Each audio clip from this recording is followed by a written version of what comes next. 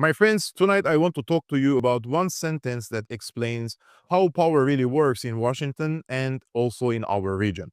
At a Hanukkah reception in the White House, Donald Trump stood in front of donors and proudly said the following. I also recognized the Israeli sovereignty over the Golan Heights. Then I found out the value of it, trillions of dollars. It could be worth, if you think, trillions of dollars. I said, maybe I should have asked him for something. Think about that. A US president talking about the occupied Syrian Golan Heights as if it is a piece of real estate he personally owns and can sell, and as if he just did Israel a brilliant business deal. So let's unpack what that actually means. First, the basics. The Golan Heights is Syrian land. Israel occupied it in the 1967 war, illegally annexed it in 1981, and the UN Security Council declared that annexation null and void without legal effect. In international law, the Golan is not ambiguous. It is occupied territory. In 2019, Trump signed a piece of paper saying the US recognizes Israeli sovereignty over the Golan Heights. Legally, that doesn't transfer sovereignty. The US doesn't own the land. It cannot sell or give what doesn't belong to it. But politically, it is huge because the empire is saying, we accept that you keep what you took by force and we will use our power to normalize it. That's why Trump feels comfortable saying, I sold the rights. Because in his mind and in the mind of many in Washington, American recognition is as good as a title deed. If the US recognizes, it becomes reality. This is the imperial logic, right? Now, why is the Golan so important that it becomes part of these deals? Let me remind you of a bit of history. The Golan is a small plateau around 1,200 square kilometers, but extremely strategic. It sits about 60 kilometers from Damascus, overlooking northern Israel, and touches Lebanon and Jordan. Before 1967, it was fully part of Syria, but after the war, most of the Syrian population was displaced and Israel began building settlements. From the Israeli point of view, the Golan is prime high ground. From there, you look straight into the Galil and the Hula Valley. In 1994, Netanyahu said the following. And the Sinai is enormous. It would take 7 days for the Egyptian army, if, God forbid, we had a violation. So it depends on what land you're talking about, well, doesn't it? It makes a hell of a difference for the following reason. 7 days it would take the Egyptian army under some hypothetical future government that would tear away the peace treaty and say, we're invading Israel. It would take them 7 days from the Suez Canal to the Israeli border in the Negev.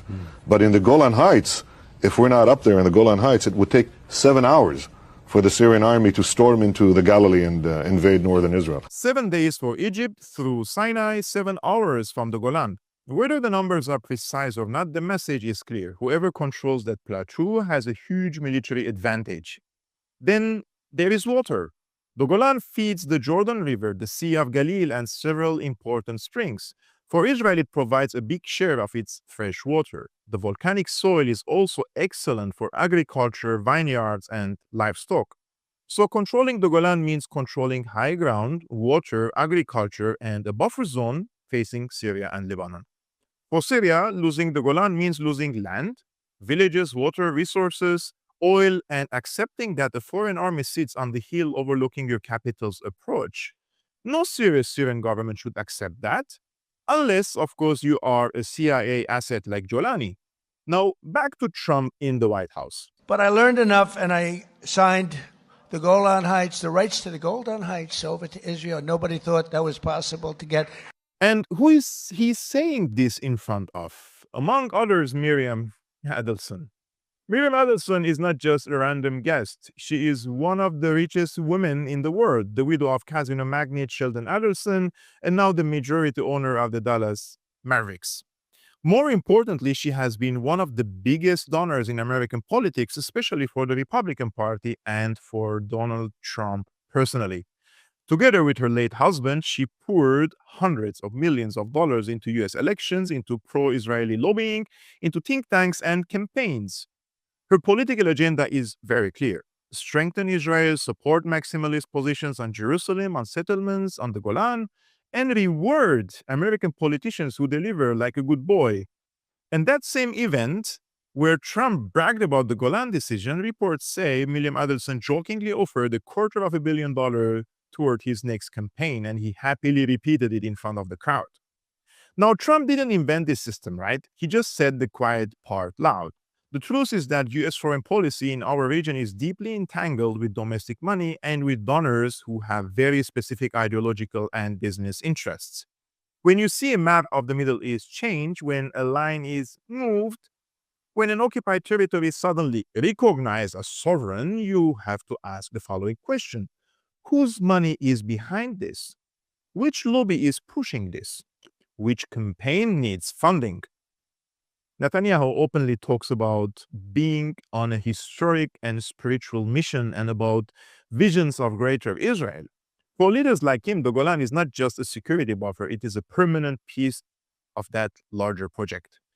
For people like Miriam Adelson, Trump's decisions are not random. They are the political fulfillment of a very long campaign. And for the Syrians, for Palestinians, for Lebanese, what does that even mean? It means that your land, your water, your hills and valleys can be discussed as a deal at a reception in Washington between a president and a billionaire without you even being in the room. That is why the Golan is not only a Syrian issue, it is a window into how the empire works.